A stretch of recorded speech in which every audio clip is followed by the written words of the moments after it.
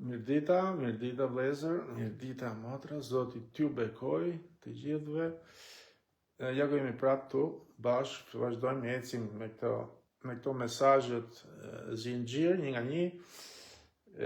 Sot kemi një temë tjetër, flasim dhe besoj që kemi folë goxha për frymën e shenjtë. Okej, kjo është e vërtet, po do shohim nga një pikpamje tjetër se si fryma e shenjtë transformoj një kishë, si më themi, shumë të çrregull.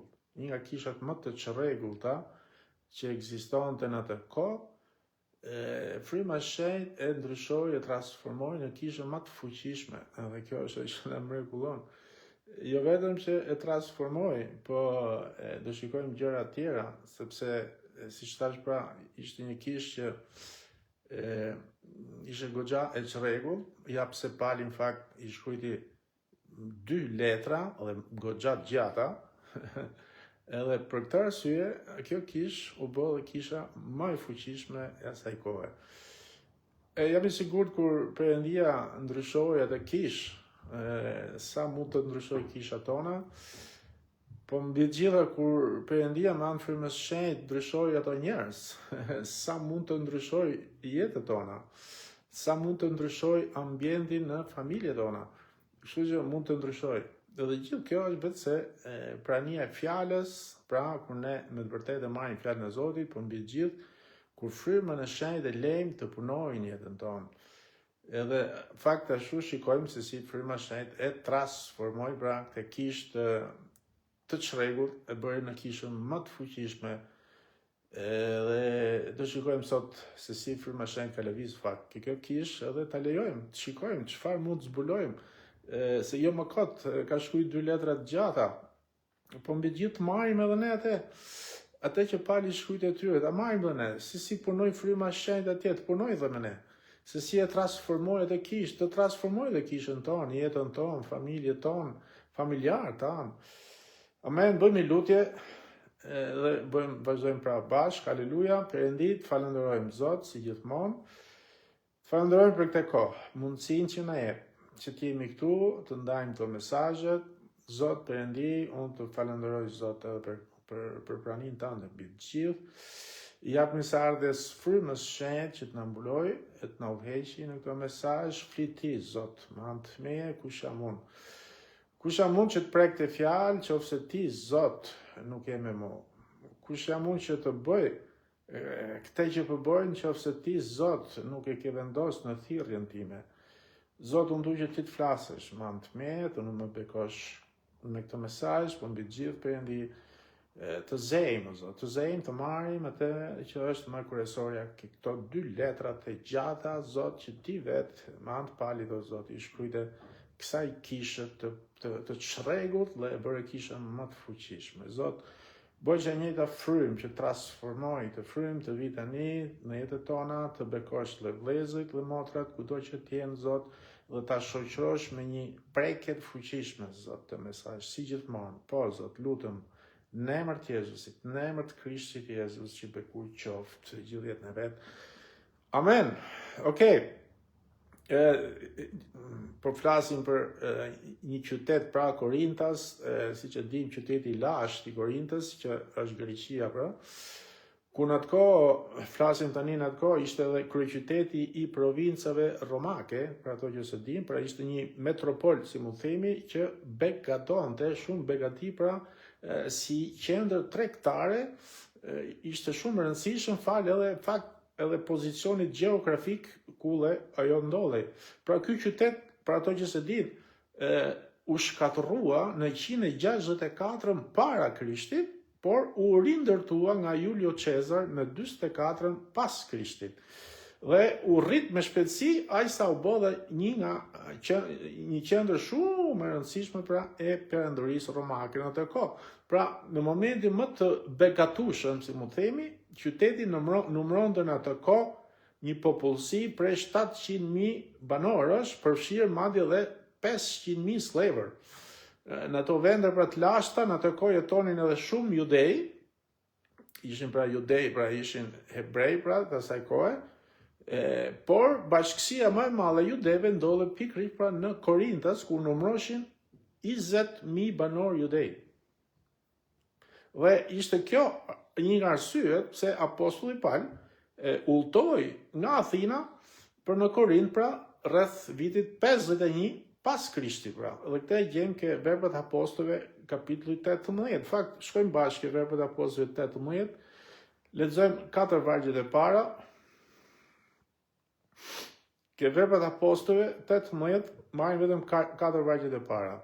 Pas tyre gjërave Pali u nis nga Athina dhe erdhi në Korint. Dhe si gjeti një farë judeo me emër Aquila, lindur në Pont, i ardhur rishtas nga Italia, bashkë me gruan e tij Psikilën, sepse Klaudi kishte urdhëruar që të gjithë judejt të largoheshin nga Roma.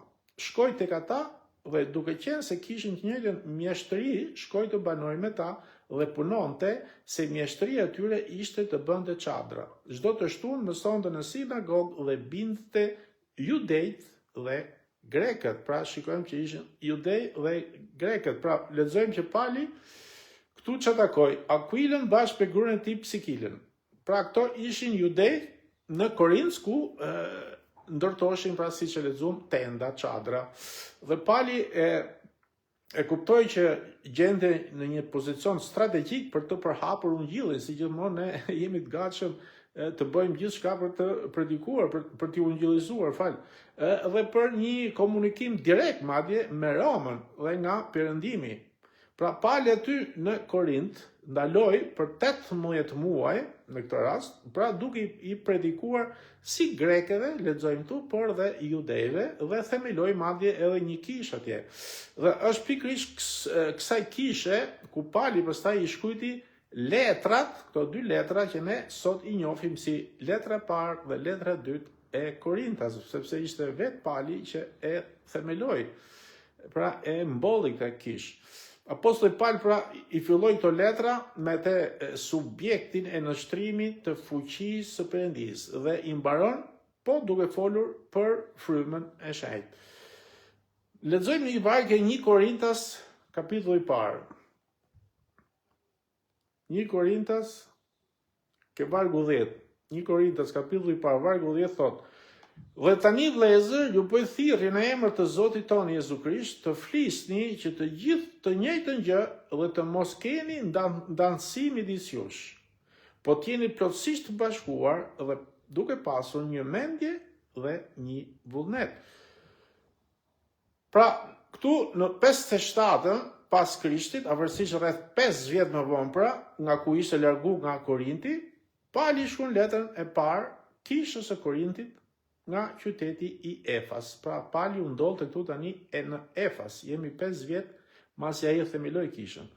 Në atë kohë pra në Korint kishte shumë grindje, çrregullime, por Pali i përballoi këto vështirësi shumë me besimtarët atje, me letrat e tij.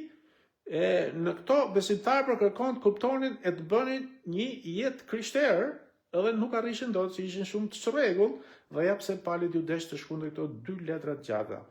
Por të shumë nga ata probleme që ata atëherë ndeshën, pra janë të pranishëm edhe sot në kishat tona, mos të harrojmë se kanë qenë atëherë edhe nuk janë pranishëm në kishat tona. Janë edhe në kishat tona sot. Dhe ja pse në këtë mesazh duke të qartësoj këtë subjekt frymës shenjtë, sepse ndihmon shumë besimtarë edhe sot, sepse kur fryma e shenjtë ndryshoi edhe kisha atëherë, sa më shumë mund ta bëj sot. Kishte probleme atëherë, ka edhe sot. Po atëherë gjëra ndryshon, do ndryshojnë edhe sot. Po kur është prania e frymës së shenjtë. Me që jemi këtu ke 1 Korintas, ke kapitulli i parë, do të lexoj 9 vargjet e para se ja vlen. Pali i thirrur apostulli Jezu Krishtit me anë të vullnetit Perëndis dhe vëllai Sosten, kishës së Perëndis që është në Korint, të shejtorëve në Krishtin Jezus, të thirrur shejtor, bashkë me të gjithë ata që në çdo vend e thrasin emrin e Jezu Krishtit, Zotit e tyre dhe të tonit. Hir dhe paqe për ju nga Perëndia atyre dhe nga Zoti Jezu Krisht. Për herë i falënderit Perëndis tim për ju, për hirin e Perëndis, i cili ju është dhënë me anë të Jezu Krishtit, sepse në atë ju u bë të pasur në të gjitha, në çdo fjalë dhe në çdo njohuri, sikurse dëshmimi i Krishtit që u vërtetua ndër ju, kaq sa nuk ju mungon asnjë dhunti, ndërsa prisni zbulesën e Zotit tonë Jezu Krisht, i cili edhe do t'ju vërtetoj deri në fund që t'jeni të paqortueshëm në ditën e Zotit tonë Jezu Krisht. Besnik është Perëndia, nga i cili jeni thirrur në bashkësi në birit e Jezu Krishtit, Zotit tonë. Haleluja. Pra këtu shikojmë tek vargu 9, që lexuam, në bashkësinë e birit, dhe përfundon letrën e dytë, këtu jemi fillimi i letrës parë, por përfundon këtu pra në fillimin e letrës parë, kemi kujdes, fillon me në bashkësinë e birit. Por e përfundon letrën e dytë me fjalët dhe bashkësia e frymës shenjtë. Haha. Edhe këta jemi këtë 2 Korintas, ke kapitulli i fundit 13, vargu fundit që është 14. Pra lexuam që jemi thirrur që të jemi në bashkësi me Krishtin, tuk të vargu 9, por kë po thret pali për të qenë në bashkësi me Krishtin. Me që jemi këtu 1 Korintas 11, lexojmë 5 vargje, nga 26 ke 31. Shikoni në fakt thirrjen tuaj, vëllezër, sepse ndër ju ka jo shumë të ditur sipas mishit, jo shumë të fuqishëm, jo shumë fisnik, por Perëndia ka zgjedhur gjërat e marra të botës për të turpëruar të urtët. Dhe Perëndia ka zgjedhur gjërat e dobta të botës për të turpëruar të fortët. Dhe Perëndia ka zgjedhur gjërat jo fisnike të botës dhe gjërat e përçmuara dhe gjërat që nuk janë për të asgjësuar ato që janë, që asnjë mish të mos mburret përpara ti. Halleluja. Okej, me që ashtu e çojmë deri në fund, me që edhe 2 vargje janë. Por prej ti, ju jeni në Krishtin Jezus, i cili nga Perëndia u bë për ne dituri, drejtësi, shejtrim dhe shpengim. Që sikur se e shkruar, ju që mburret, le të mburret, ai që mburret, fali, le të mburret me Zotin. Pra këtu shikojmë që Perëndia thërret ata që kanë pak uri për botën, që kanë pak uri për botën, e shumë uri për Perëndin. Kupton që bën Perëndia? Në fakt ka shumë më të ditur se unë, mos e pyet, sa dush, e madje edhe se shumë ungjillor tjerë, besimtar tjerë krishterë, ka plot të ditur, që janë pra më të ditur se ne besimtarët, por ato kanë uri për botën dhe jo për Zotin. Dhe ja pse Zoti më thirri mu sot, për shembull. Ju ka thirrë dhe juve që po dëgjoni, sepse kemi uri për Jezusin. E jo sepse unë jam më i ditur, apo jeni ju më të ditur. Jo, asgjë. Kush të mburret në Krishtin, në Zotin. E shpresoj pra që edhe ju që po dëgjoni pra këtë mesazh, të boshatiseni nga çdo gjë që Krishti nuk don. E të vishni me atë që Krishti don. Sepse Zoti kërkon të sjellë mbi ne një vajosje të re. Dhe është kjo vajosje është ajo që transformon jetën tonë. Tek vargu 29 lexojmë pra që mishi nuk i pëlqen Perëndis. Dhe në fakt, sa herë që ne kërkojmë të bëjmë diçka për t'i pëlqyer Perëndis, ne falimentojmë. Sepse nuk është për forcën tonë, nuk është as për fuqinë tonë, as për kapacitetin tonë, por është vetëm për frymën time, thot Zoti i ushtrive, dhe jo fryma është fryma e shenjtë. Zakaria 4, vargu 6. Pra çdo gjë që bëhet në mish, Zoti e refuzon, por çdo gjë që bëhet me frymën e shenjtë, Zoti e pranon. Ja pse janë shumë të persona që nuk e kapin mirë këtë gjë. Sforcohen me bërë gjëra që Perëndia nuk i ka thirrë të bëjë. Dhe pse është kjo natyra jonë që kërkon gjithmonë natyra jonë të bëjë diçka për t'i pëlqyer. Kemi çik vetë ne, e dum që të bëjmë ne çik që t'i pëlqejmë Perëndis, por Perëndia nuk e pranon. Sepse ai don që të veprojë nëpërmjet nesh dhe brenda nesh. Don që Zoti vetë lëvizi me anë të nesh, nëpërmjet nesh dhe brenda nesh. Ke Filipianët 2 vargu 13, fakt që thot ke Filipianët 2 vargu 13? Thot që sepse Perëndia është ai që vepron në ju vullnetin dhe veprimtërinë, sipas kujt? Sipas pëlqimit të tij, sipas pëlqimit të Perëndis. Pra këtu shikojmë qartë që është Zoti ai që vepron në ne e nëpërmjet nesh. E jo mishi jon. Sepse mishi jon, sforcat tona, kapaciteti jon nuk vlen asgjë. Ja pse duhet që ti dorëzohemi Zotit dhe ta lejmë këtë vazo, që është trupi jon, jeta jon, mishi jon, që kemi në dur, pra, t'ja lejmë atij. Pra në fakt Pali këtu te Korintës thotë që ne jemi tempulli i Perëndis. Tek vargu 30 i Korintas 1, pra vargu 30, shikojmë që gjithë ajo që ne jemi vetëm Krishtin Jezus. Asnjë mos të mburret nga vetja. Por jashtë ose larg Jezusit, ne nuk pranohemi kurrë. Por në Krishtin ne jemi të pranuar si të dashurit e Perëndis.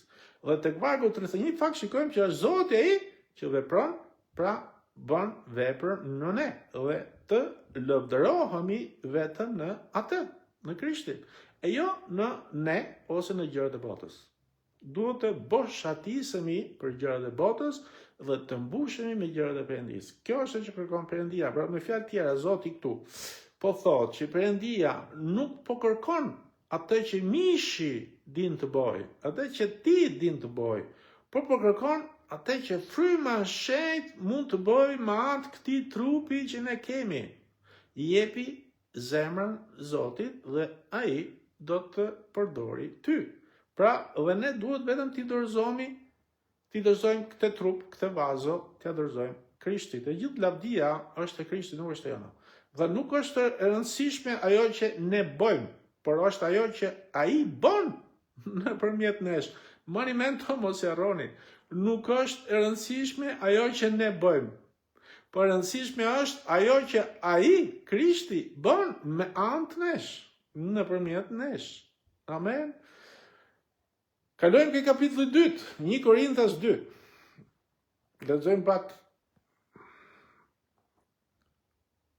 1 Korintas 2, lexojmë 8 vargjet e para. Se kam kap me Korintas të 2 pjesë. Edhe unë vëllezër, kur erdha te ju, nuk erdha me shkëlqim fjalash e diturie që t'ju shpall dëshminë e Perëndisë, sepse e vendosa që të mos të di tjetër gjë ndër ju veç Jezu Krishtin dhe atë të kryqëzuar. Dhe unë kam qenë te ju me dobësi, me frikë dhe drithmë të madhe, dhe fjala ime dhe predikimi im nuk u bë me fjalë mbushmendëse nga dituria njerëzore, por në dëftim të frymës edhe të fuqisë. Amen. Që besimi juaj të mos qëndrojë mbi diturinë njerëzore, por mbi fuqinë e Perëndisë, dhe ne flasim dituri në mes njerëzish të pjekur, por jo diturinë e kësaj kohe dhe as pushtetet e kësaj kohe, por që nuk arrin asgjë, por flasim diturinë e Perëndisë të fshehur në mister, që Perëndia e kishte paracaktuar para kohësh për lavdinë tonë, të cilët asnjë nga pushtetarët e kësaj kohe nuk e ka njohur, sepse po të kishin njohur, nuk do të kishin kryqëzuar Zotin e lavdisë. Nuk e njohën. Po ta kishin njohur, nuk do ta kishin kryqëzuar Zotin e lavdisë. Tek vargu 1 këtu, pra Pali po thot, pra jemi ke 1 Korintas tani kapitulli 2, ke vargu 1 Pali thot që nuk kishte asgjë që të ofronte në mish. Nuk mund as që të flisnja në mënyrën e duhur nga vetja ime, thot Pali, sepse mishi nuk mund t'i pëlqejë Perëndisë, sepse asnjë mish nuk mund t'i lavdërohet në praninë e Perëndisë. Me fjalë tjera, nuk kam ardhur që t'ju flas me aftësitë time, me diturinë time, por kam ardhur që t'ju prezantoj Zotin Jezus, thot. Amen. Tek vargu 3 thot që isha shumë i druajtur e frikshëm dhe nuk kisha asgjë që të ofroja nga mishi im. Dhe tek vargu 4-5 konfirmon që mishi i tij nuk kishte asgjë se ç'ti jepte. Por kam ardhur, thot, me fuqinë e frymës shenjtë. Pra besimi jo, thot Pali, është për fuqinë e Perëndisë e jo për diturinë e njeriu ose për aftësinë e mishit. Jo. Tek vargu 6-7 Pali vazhdon të flasë për frymën e shenjtë dhe për rolin që fryma e shenjtë luan në këtë mes. Pra, në Korint, në të kohë, njerëzit mendonin se ishin shumë të ditur, Se si thash pra, ishte një qytet i madh, shumë i rëndësishëm.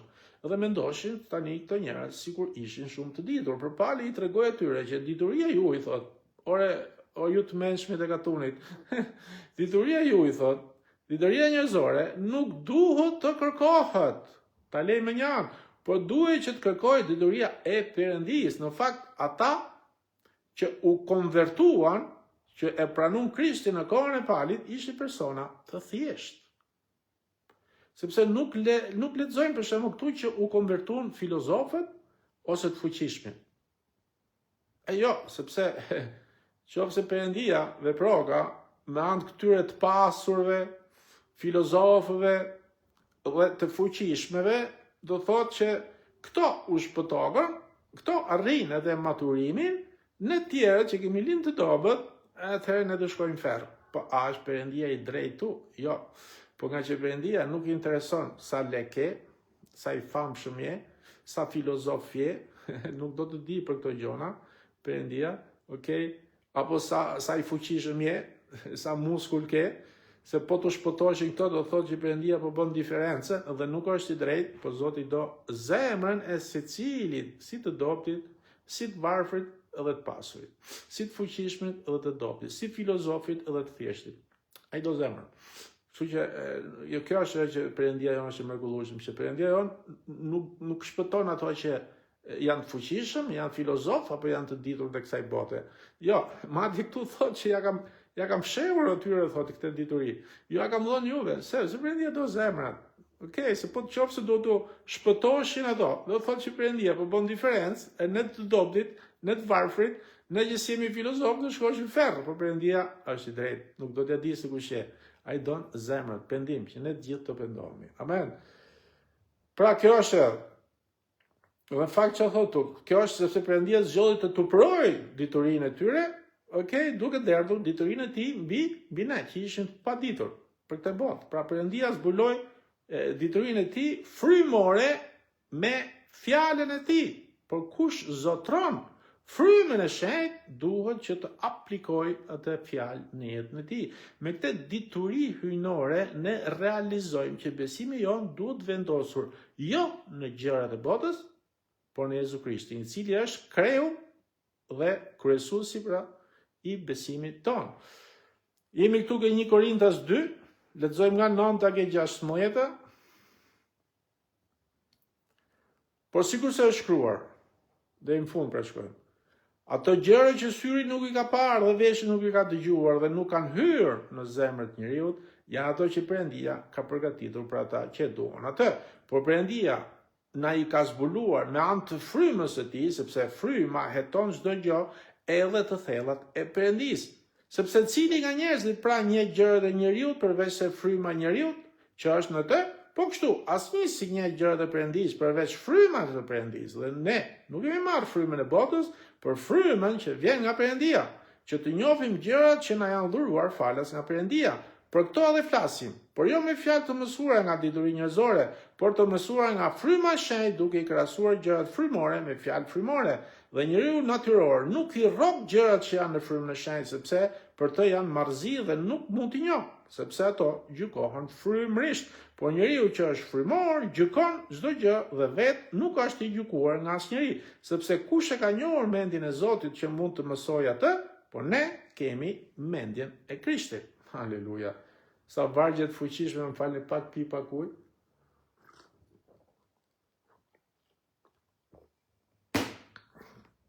Pra, Pali, sa po kishte mbaruar, së thëni që besimi jon është themeluar në fjalën e Perëndis dhe mbetet e qëndrueshme në fuqinë e Perëndis, dhe këtu tek këto vargjet Pali fillon të flas tani për frymën e shenjtë.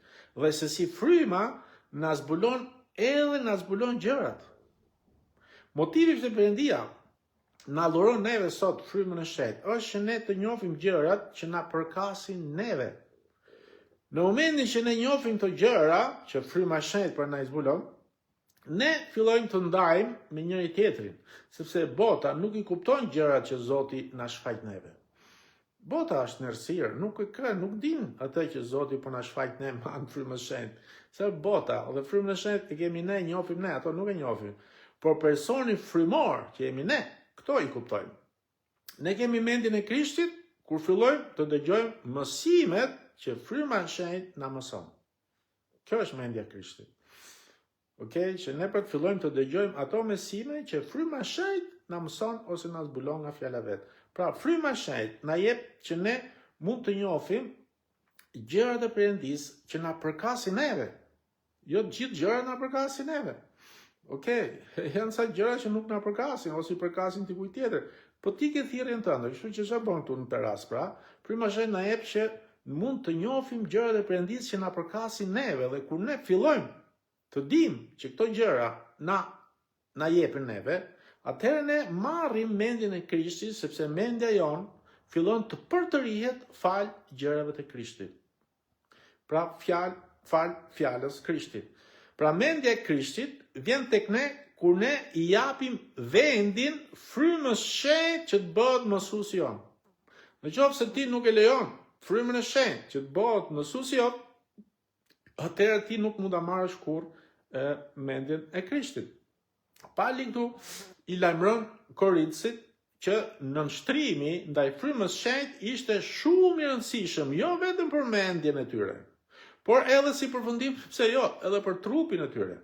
Pra, fal flijimit të më themi suprem, të epërm të Jezusit, ne duhet kemi një qëndrim për ulësie dhe bindje me qëllim që të kemi kështu pra dhuntit e frymës shenjtë. Pra, fryma e shenjtë nuk na është dhënë si luks. Nuk na ka ardhur për një piknik. Por fryma është ajo që ne kemi nevojë. Është sepse këtu vjen për të na ndihmuar në gjithçka. Fakt ke një Korintas kapitulli 6 nga 9 ke 11. Shkojmë bashkë 1 Korintas kapitulli 6 nga 9 ke 11 thot: A nuk e dini ju se të padrejtët nuk do të trashëgojnë mbretërinë e Perëndisë? Mos u gënjeni, as kurvarët, as illujtarët, as shkelësit e kurorës, as të zhbërruarit, pra ato që si i quajmë transseksuale ose transvestitë, i thënë tu italisht, ose homoseksualët, as vjellësit, as lakmuesit, as pjanecët, as përqeshësit, as grabitësit, nuk do të trashëgojnë mbretërinë e Perëndisë. Edhe të tillë ishit disa nga ju, por u lat, por u shëtruat, por u shfaqsuat, pra shikon, e lan një, u shëtruan dy, u shfaqsuan në emër të Jezu Krishtit dhe me anë të frymës së Perëndisë tonë. Në fakt tu thotë këtë 12, çdo gjë më lejohet, por jo gjithçka që do bishme. Çdo gjë më lejohet, por unë nuk do të nështrohem as njerëz, se kemi të bëjmë me gjërat e botës. Pra, këtu Bibla është e qartë, sepse ne jemi të larë, ne jemi të pastruar, të shëjtruar dhe të shfaqsuar. Marrim mend të tre gjëra. Ne fal Krishtit, fal gjakut Jezusit, ne jemi të larë nga çdo mëkat, të larë nga jeta jonë e shkuar, ja pse duhet të harrojmë, të shëjtruar, pra të veçuar nga kjo botë, që nuk i përkasim se bote, jemi ndarë veç të shëjtruar pra, dhe si përfundim jemi të shfaqsuar para fronit Perëndisë, fal kujt? Fal emrit të Zotit ton Jezus dhe nëpërmjet frymës shenjtë. Pra, me fjalë të tjera, pa frymën e shenjtë, ne asgjë do të kuptonim atë që ne faktikisht jemi. Pa frymën e shenjtë, pra, ne asgjë do të kuptonim atë që ishim. Ne nuk dishim gjë, ne nuk do dishim asgjë se kush ne ishim në realitet përpara, nuk arrishim të kuptoheshim, në qoftë se fryma e shenjtë sot nuk është në ne dhe na bind për këto gjëra. Ajo që na bind ne sot se ku po shkoshim është fryma e shenjtë. Po pa frymën e shenjtë, ne do na dukte normale, dhe që do boshim? Do filloshim të boshim jetën normale. Po faktikisht ku do shkoshim? Në pris të gjykimit. Kështu që ku do dalë me këtë?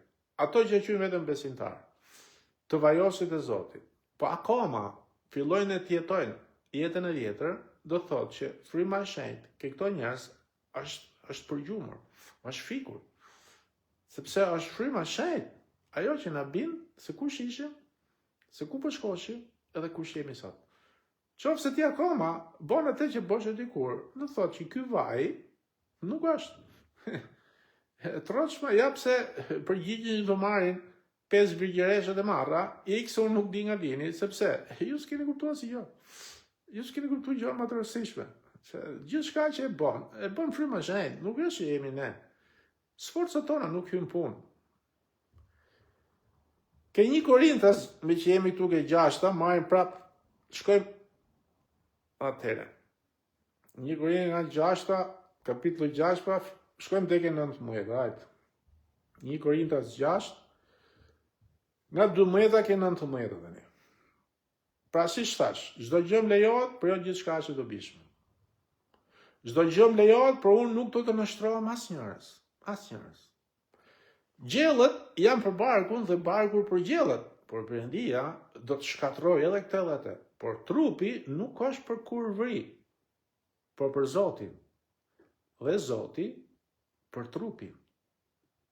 Trupi jon nuk është për të bërë prapa ato gjëra që bëshin dikur, po është për t'ia kushtuar gjithçka Zotit. Edhe Zoti është për trupin, e nuk është për smundjen. Pra, tani pra Perëndia, kene barku 14, si që ringjall i Zotin, kështu do të na ringjall edhe ne me fuqinë e tij. Halleluja. A nuk e dini ju se trupat tuaj janë gjymtyrët e Krishtit? Të marr pra unë gjymtyrën e Krishtit dhe ta bëj gjymtyrë të një kurve, mos qoftë ashtu thot.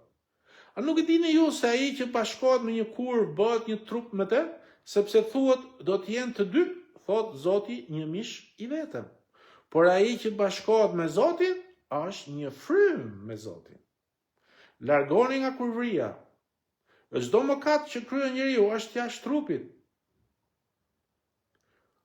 Por ai që kryen mëkat kundër trupit vet, por ai që kurvron, ai që kurvron mëkaton kundër trupit vet.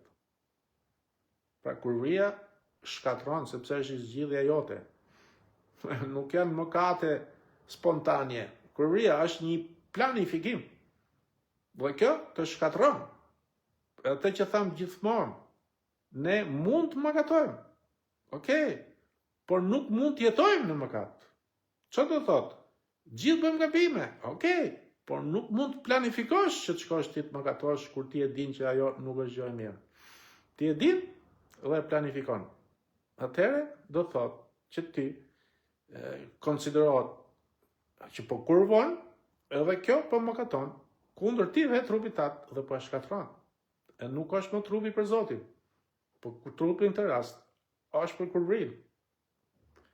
Pra, kjo 19, a nuk e dini se trupi juaj është tempulli i frymës shenjtë që është në ju, të cilën keni nga Perëndia dhe se nuk i përkitni më vetes? Sepse u blet me një çmim. Përlëvdoni Perëndin pra në trupin tuaj dhe në frymën tuaj që i përkasin gjithë Perëndisë. Shpirt, frymë, trup.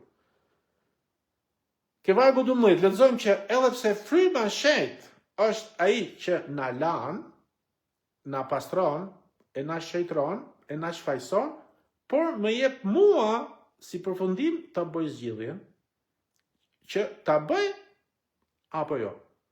Shikon sa fuqi ka zgjidhja jonë.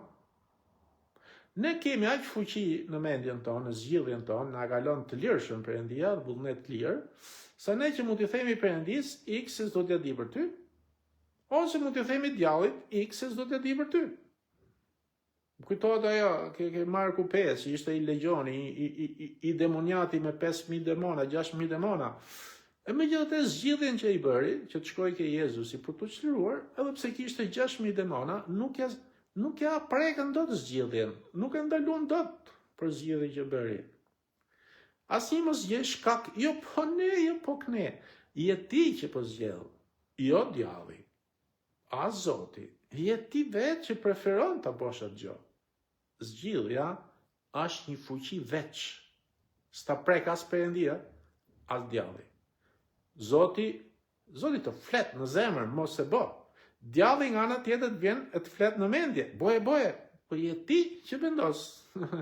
Ti ke fuqi. Okej? Prandaj thotë që ne mund jemi të larë, jemi të pastruar, shejtruar, të shfaqsuar, por më jepet mu zgjidhja që ta bëj apo jo, sepse unë mund të zgjidh gjithmonë që të kthehem në gjërat e mishit, të kthehem në gjërat e botës, të kthehem në gjërat e mbrapshta, të errësirës. Por fryma e shenjtë nuk vepron më nëpërmjet meje, sepse trishtohet, por po zgjolla frymën e shenjtë, atëherë fryma na jep forcë të jetojmë për Krishtin. Tek vargu 15 e 19, shikojmë që Perëndia, jemi këtu për 1 Korintas 6, ke vargu 15 dhe 19, shikojmë që Perëndia jo vetëm që e don jetën tonë, e don të ardhmen tonë, e don pra në bashkësi me Perëndin, por Perëndia don që edhe trupi jon të jetë i Perëndis. Trupi është për Zotin, jo për kurvrin. Trupi është për Zotin dhe Zoti është për trupin. Pra për Zoti don që ne duhet të dijmë këtë gjë që jemi gjymtyrët dhe tempulli i Perëndis. Dhe një herë që e dijmë, të lutemi që Zoti na përdori, sepse trupi nuk është më i joni, po është i Perëndis. Ja kemi dorëzuar Perëndis, ai banon brenda nesh. Okej, po marr. Nuk deshe me fillu këte kapitulli 12, po marr të një 3 vargje, hajde, lexojmë. Se të i bëjmë ta përfundojmë rast tjetër. 1 Korintas 12, shkojmë pak bashkë. Marr vetëm 3 vargje që po ashtu rast tjetër, po e filloj pikërisht këtu. 1 Korintas 12, marrim 3 vargjet e para. Edhe për sa u përket dhuntive frymore, o vëllezër, nuk dua të jeni të paditur.